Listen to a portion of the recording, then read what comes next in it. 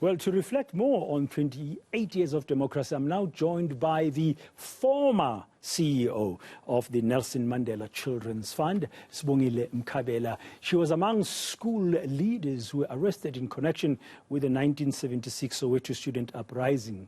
Now, since 1994, she's fought for children's rights and the well-being, of course, and was key in the establishment as well of the Nelson Mandela Children's Hospital here in Johannesburg.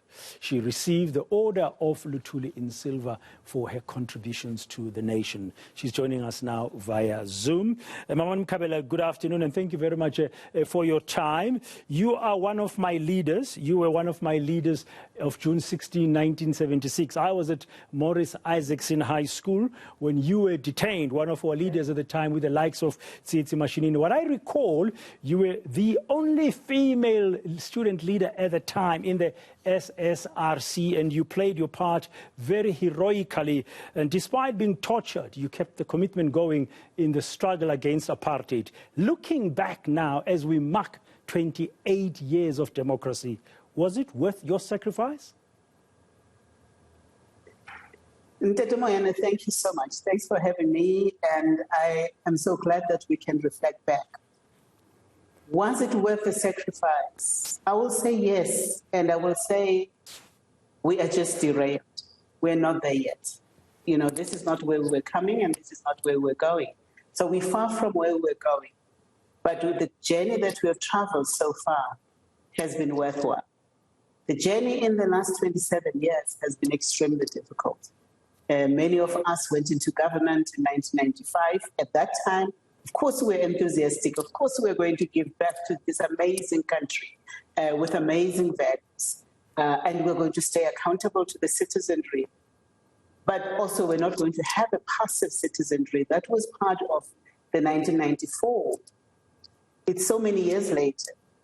South Africans are much more passive than they've ever been, much more disorganized, which I think is the reason that we are all saying, look at where we are, but we are looking at the wrong people to give us the answers, because we think the politicians will give us the answers to move us from where we are. They derailed us. There's no way they're going to take us back to the road. The citizens have to rise and take themselves back to the values, the principles that we all agreed upon in 1994.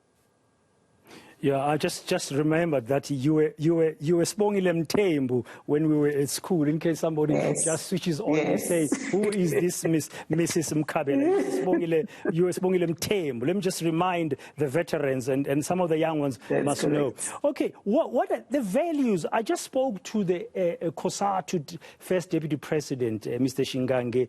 They feel as an ally of the ANC, similarly to what President Matamela Ramaphosa said a short while ago, that the vision is still the Freedom Charter, that we're still far away from getting there. Would you share that sentiment, or where we are being derailed from, is it a different destination, Sibongile? If we continue where we are, it's certainly a different destination. It's a destination that is determined by everyone can do whatever they want and get whatever little that they can get. Those who we're going to leave others behind. Part of the original was no one gets left behind. So we were not about ourselves and about, progressing a few. We were about moving this nation to a powerful nation. So we're not moving individuals, we're moving the nation. So I think that if we continue where we are and with the kind of skewed leadership we have, you can hear the trade unions. You can hear on the one side they want to be with the people, on the other side they want to be with government. At the very onset, for many of us, this was a problematic alliance. This alliance was problematic because it collapsed powerful voices of civil society into government. And in so doing, silenced those very powerful voices. So the independent voices of workers, the independent voices of civic bodies, many of the civic bodies, I remember the South African civic movement collapsed into being a government. Now that in itself is not going to hold a democracy, because governments by their nature are very often going to end up serving the interests of the most powerful, those who can lobby, those who advocate, those who are waiting for them in parliament corridors to give them a piece of paper to, not to bribe necessarily, but to lobby them. And we know that the only way we can counter that force is to have a powerful, independent civil society that retains its voice. Now, Labour is one big, powerful voice in civil society, which can no longer speak for civil society because it speaks with forked tongues. It speaks for capital sometimes because of the nature of the kinds of arrangements that some of our trade unions have with capital. Is in some instances they are shareholders. Instead of us building our own worker-based factories and companies, we have simply aligned ourselves with capital and said we'll change it from inside. We've done the same with government. We just simply aligned with government and said we will change it from inside. There was no need for us to change anything from inside. If we had retained the power of the movements of trade unions and civic bodies, and remember, not every trade union was collapsed into government or made into an alliance with government.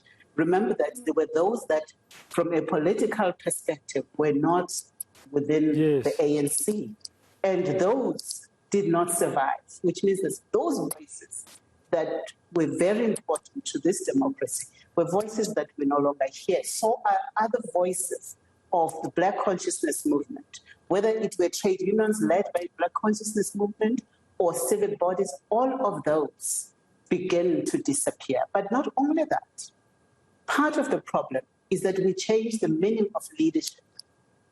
Leaders became those who have portfolio within government, are government DGs, and so on. Yeah. So government began to define leadership. Yes, Sibongile, let me come in there on that point, because we began from what you're saying to equate leadership with a position in government, head of a ministry or being a DG. Going forward, you've mentioned active citizenship.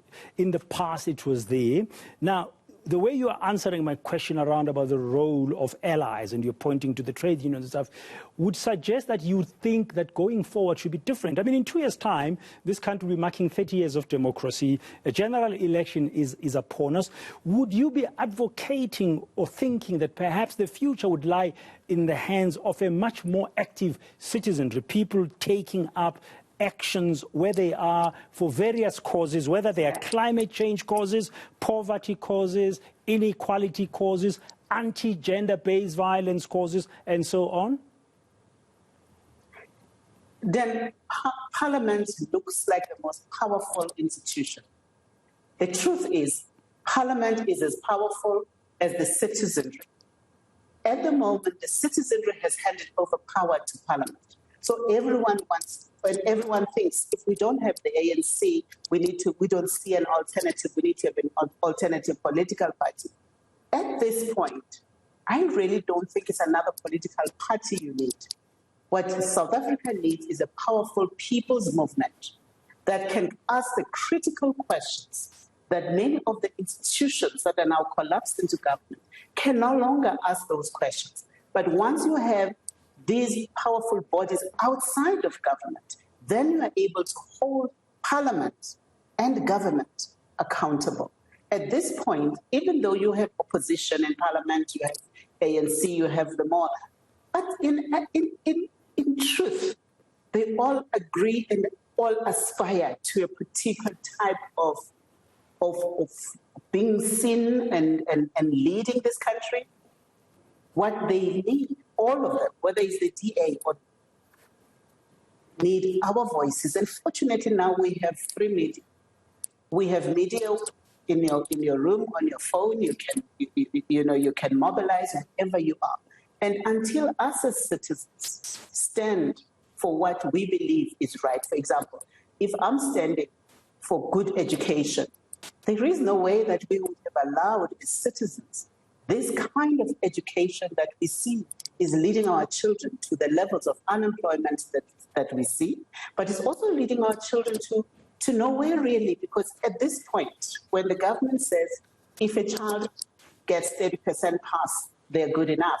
And we know that the market has no tolerance for that, and society has no tolerance for that. So we actually have been part of the problem as the society, part of the problem, because we have agreed to elevating politicians. Yes, you're making a very interesting point there. Thank you very much, Sibongile Mkhabela, whom we grew up knowing as Sibongile Mthembu. I need to be careful here, instead, Ishmael Mkhabela, the husband, will be very upset with me. But when we were young in Soweto in the 76, she was Sibongile Mthembu, of course, married to Ishmael Mkhabela. Thank you very much, Mrs. Mkhabela, former CEO of the Nelson Mandela Children's Fund. And she was very, very instrumental as well at the beginning of the Nelson Mandela Children's Hospital here in Johannesburg. Just reflecting with us 28 years of democracy.